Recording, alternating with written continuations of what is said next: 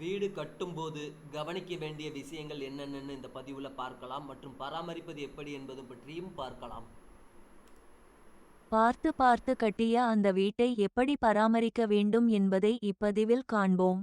வீடு கட்டப் போகிறோம் என்றால் அதன் ஒவ்வொரு செயலையும் ரசிப்போம்.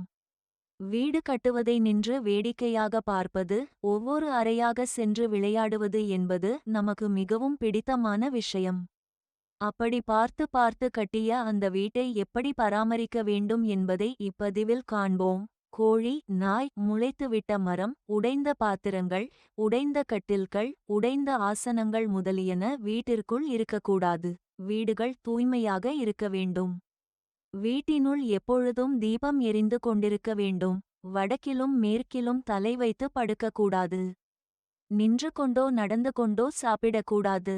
ஈரக்காலுடன் சாப்பிடலாம். ஆனால் ஈரக்காலுடன் படுக்கக்கூடாது என்று கூறப்பட்டுள்ளது.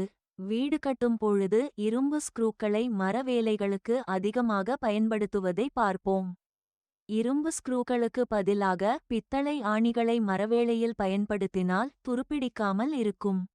கதவில் பார்க்கும் துளை, விஷன் ஹோல் அல்லது கண்ணாடி அடுக்குகளை கதவுகளில் அமைக்க கூறலாம். இதனால் உள்ளிலிருந்து வெளியில் யார் வந்திருக்கிறார்கள் என்பதை கவனிக்க முடியும்.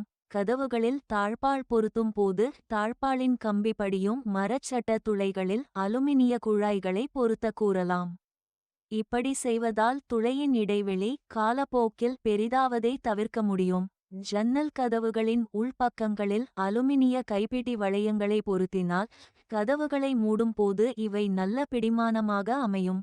ஜன்னல் கதவுகளின் வெளிப்புறங்களில் ரப்பர் தடுப்பான்கள் பொருத்த வேண்டும். இதனால் ஜன்னல் கதவுகள் சுவற்றில் அடிபடாமல் பாதுகாக்க முடியும். எல்லாவற்றுக்கும் மேலாக குளியலறை கதவுகளில் பொருத்தப்படும் தாழ்பாள்கள் சிறுவர்களுக்கு எட்டாத உயரத்தில் இருக்க வேண்டும்.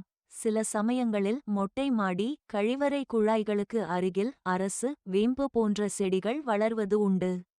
இவைகள் பறவைகளின் எச்சத்தில் இருந்து முளைப்பது.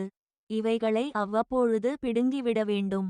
அல்லது அடியோடு வெட்டிவிட வேண்டும். இவ்வாறு செய்த பின்னர் அதன் வேர் பகுதியில் மயில் துத்த கரைசலை, காப்பர் சல்பேட் அல்லது ஹைட்ரோகுளோரிக் அமிலம் பூசி மேலும் வளரவிடாமல் செய்ய வேண்டும். அப்பொழுதுதான் வெடிப்புகள் எதுவும் இன்றி சுவர்கள் பலமாக இருக்கும். மழை பெய்தாலும் அந்த தண்ணீர் சுவற்றுக்குள் ஊறி ஓதம் கொள்ளாமல் இருக்க வழிவகுக்கும். இதுபோல் மரம் வளர்வதை நிறைய பேர் பார்த்திருப்போம். அதை களையாமல் விடுவதால் நிறைய பிரச்சனைகள் ஏற்படுவது உண்டு. அதுபோல பிரச்சனைகள் ஏற்படாமல் பாதுகாப்பதற்கான வழியை தெரிந்து கொண்டால் வீட்டை சரிவர பராமரிக்கலாம். மேலும் வீடு கட்டி முடித்தவுடன் கட்டடம் கட்டும்பொழுது சில மாறுதல்கள் செய்யப்பட்டிருந்தால் திருத்தப்பட்ட பிளான்களை உரிய அரசாங்க அலுவலகத்தில் சமர்ப்பித்து அனுமதி பெற்று விட வேண்டும். மேலும் எல்லாவிதமான தெளிவான வரைபடங்களையும் மின் இணைப்பு செய்யப்பட்டது முதல் பிளம்பிங் அமைப்புகள் காட்டும் பிளான்கள், கம்பி கட்டிய முறை என்று அனைத்து விபரங்களையும் பத்திரமாக கைவசம் வைத்துக் கொள்ள வேண்டியது அவசியம். புது வீடு கட்டி முடித்த தேதி, வீட்டில் குடியிருந்த தேதி போன்ற தகவல்களை உரிய அதிகாரிகளுக்கு தெரிவித்து வீட்டு வரி கட்டுவதற்கான நோட்டீஸை பெற்று வரியை செலுத்த ஆயத்தமாக வேண்டும். யானை அசைந்து தின்னும், வீடு அசையாமல் தின்னும் என்பது பழமொழி. அதற்கு ஏற்ப மேலும் வீட்டை பராமரிக்க தேவையான செலவுகள் மற்றும் வரிகள் போன்ற செலவுகள் செய்ய வேண்டியிருக்கும் என்பதால் அதற்கான செலவிற்காக மாதந்தோறும் ஒரு குறிப்பிட்ட தொகையை சேமித்து வைத்திருந்தால் வீட்டை பராமரிப்பதில் கஷ்டம் தெரியாது. வீடும் அழகு பெறும். நாமும் வீட்டை கட்டி பார்த்து விட்டோம் என்று மனதில் நிம்மதி வரும்.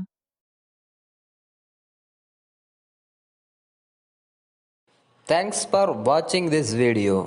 Please subscribe our channel. Thank you.